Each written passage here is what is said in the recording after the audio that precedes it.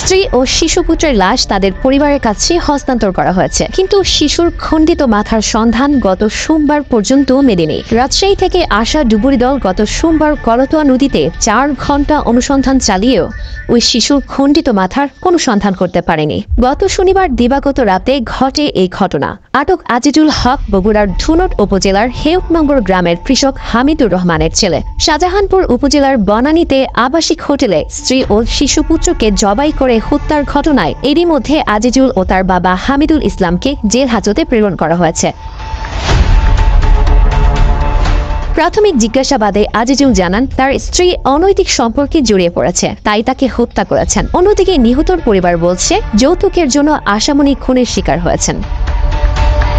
মামলা সূত্রে জানা যায়, স্ত্রী আশামণি ও শিশুপুত্র আব্দুল্লাহ আল রাফিকে নিয়ে 3 দিন হোটেলে থাকার কথা বলে শনিবার সন্ধ্যায় শুভেচ্ছা আবাসিক হোটেলে ওঠেন আজিজুল। নিজেদের ছদ্মনাম ও ভুল ঠিকানা দিয়ে করেন হোটেল রুম বুকিং।